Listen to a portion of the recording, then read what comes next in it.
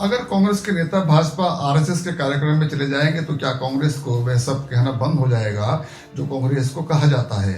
क्या भाजपा ही कांग्रेस को जिताने के लिए कांग्रेस वोट कर देंगे? क्या राहुल गांधी को पप्पू कहना बंद कर दिया जाएगा? क्या नेहरू को बख्श देंगे? क्या कांग्रेस पर से तुष्टिकरण का आरोप हट जाएगा? कुछ लोगों को कांग्रेस का स्टैंड पसंद नहीं आ रहा है। कांग्रेस में मौजूद संघ के लोगों को तो बिल्कुल ही पसंद नहीं आ रहा है।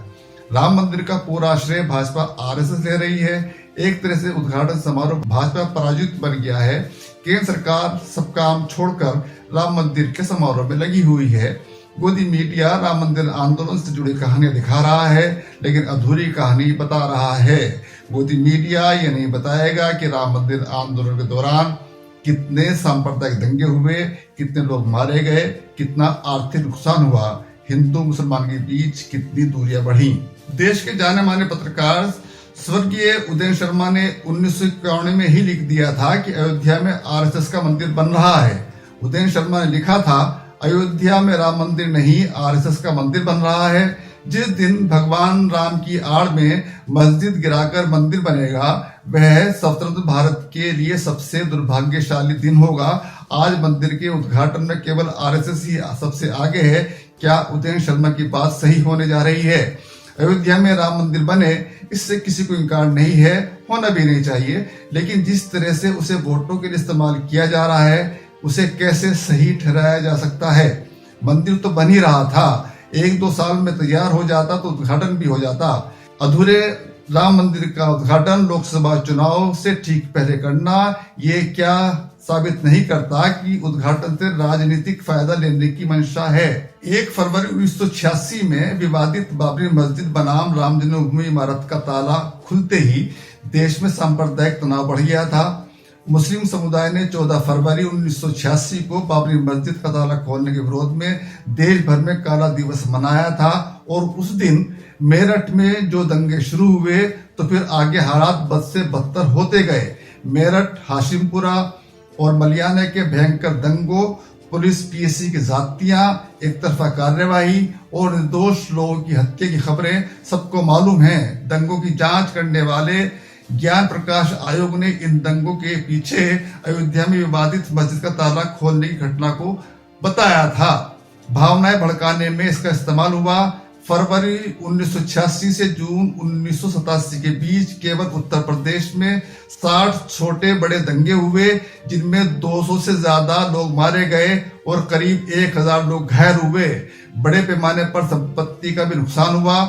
दिल्ली, औरंगाबाद, मुजफ्फरनगर, मुंबई, सूरत, बड़ौदा, हजारीबाग, कोटा, बदायूं, इंदौर, भागलपुर आदि में दंगे भड़के।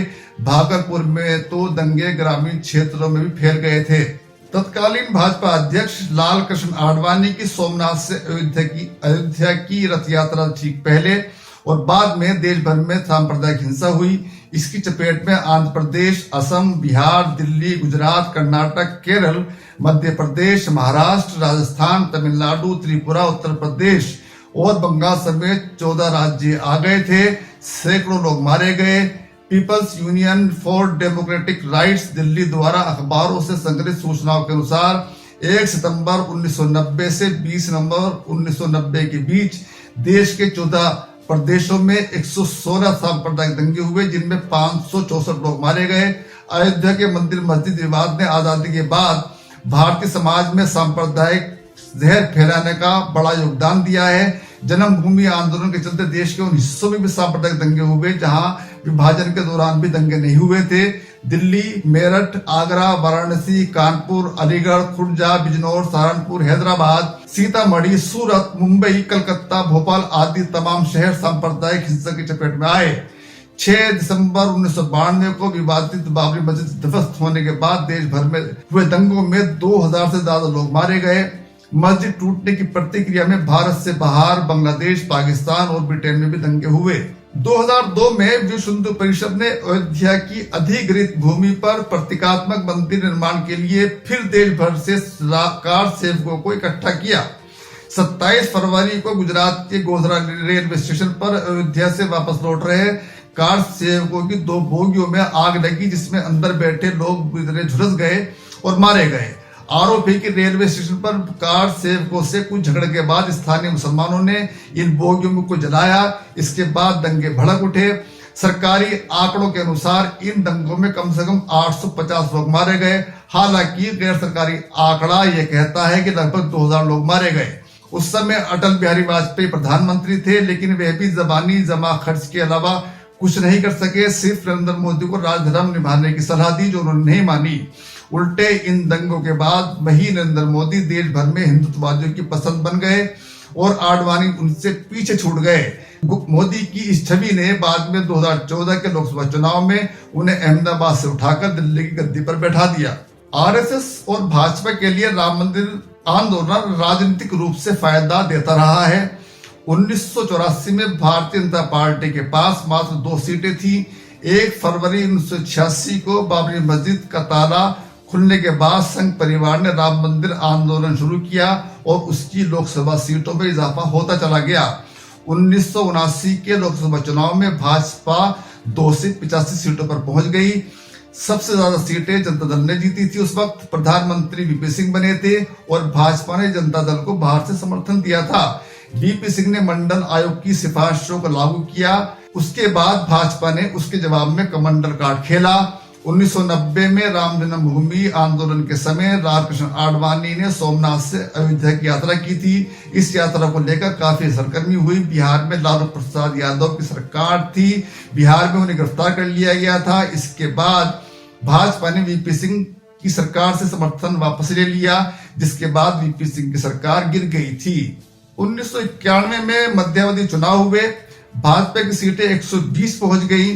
भाजपा को 1979 मुकाबले 35 सीटों का फायदा हुआ। यह फायदा आडवाणी की राम रथ यात्रा और सांप्रदायिक ध्रुवीकरण का नतीजा था। 1996 में 11वीं लोकसभा के लिए चुनाव हुए।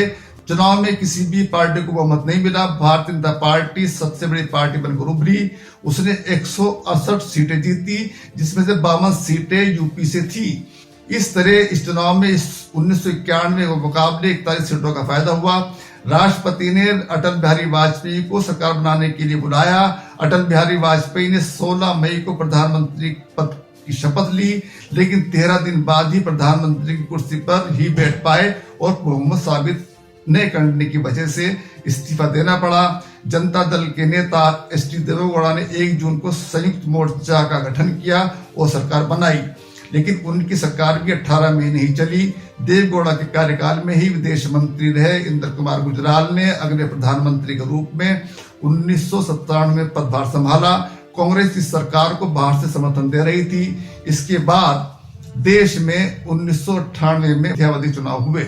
इस चुनाव में भारतीय जनता पार्टी को 182 सीटें मिली, यानी अब की बार भाजपा को 12 सीटों का फायदा हुआ। भारतीय जनता पार्टी ने शिवसेना, अकाली दल, समता पार्टी, AIADMK और बीजू जनता दल के साथ सरकार बनाई और अटल बिहारी वाजपेयी फिर से प्रधानमंत्री कुर्सी पर बैठे। लेकिन इस बार अटल बिहारी वाजपेयी की सरकार 13 महीनों में ही गिर गई। AIADMK ने सरकार से अपना समर्थन वापस ले लिया और देश फिर से एक बार मध्यावधि चुनाव के मुहाने पर आकर खड़ा हो गया।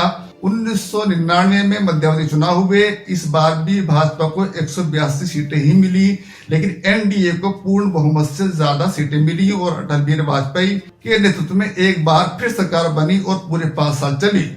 ये पहली गठबंधन सरकार थी जिसने पूरे 5 साल पूरे किए। इस सरकार में कई दल ऐसे शामिल थे जो आज भाजपा को हराने के लिए इंडिया गठबंधन के तले जमा हो रहे हैं। इस तरह हम देखते हैं कि 1 फरवरी 1986 के अयोध्या में ताला खुलने के बाद से लेकर 6 दिसंबर 1992 को बाबरी मस्जिद विध्वंस के बाद से भाजपा की ताकत में लगातार इजाफा होता चला गया।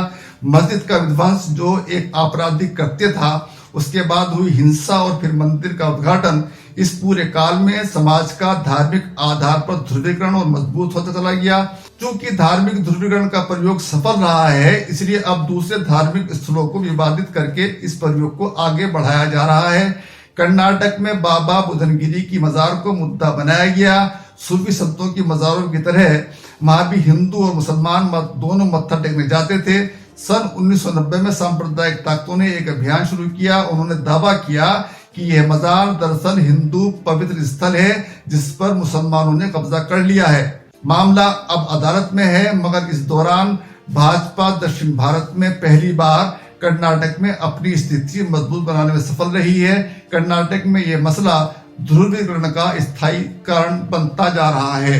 इसी तर्ज पर हैदराबाद में चार मीनार की दीवार से सटे भाग्य लक्ष्मी मंदिर का धीरे धीरे विस्तार किया जा रहा है ताकि विवाद और तनाव के बीज बोए जा सके। मंदिर के विस्तार से चार मीनार, जो एक ऐतिहासिक इमारत है, को नुकसान पहुंच रहा है। ये भारतीय पुरातत्व सर्वेक्षण के नियमों का उल्लंघन भी है। एएसआई लगातार कह रही है कि मंदिर में मरम्मत और सुधार से चार मीनार को नुकसान हो सकता है, मगर एएसआई की सुनने को कोई तैयार नहीं है। सरकार चार मीनारों को नुकसान होने दे रही है। इससे ऐतिहासिक चार मीनार इलाके और पुराने हैदराबाद में रहने वाले लोगों में खासा आक्रोश है। इस मुद्दों को लेकर कुछ झड़पें भी हो चुकी हैं। इस मामले में महाराष्ट्र भी पीछे नहीं है। मुंबई के नजदीक हाजी मलंग दरगाह को लेकर विवाद खड़ा किया गया है और अब मुख्यमंत्री एकनाथ शिंदे इस दरगाह को हिंदू पूजा स्थल घोषित करने को लेकर आंदोलन फिर से शुरू करना चाहते हैं। इस आंदोलन की शुरुआत शिंदे के राजनीतिक गुरु आनंद दिघे ने 1982 में की थी। इसलिए मामला अयोध्या, काशी और मथुरा तक रुकने वाला नहीं है।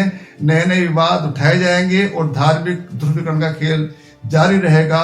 इसलिए अभी ये कहना कि शांति हो जाएगी और जो विवादित मामले हैं वो रुक जाएंगे, ऐसा संभव नहीं लगता। बहुत बहुत शुक्रिया।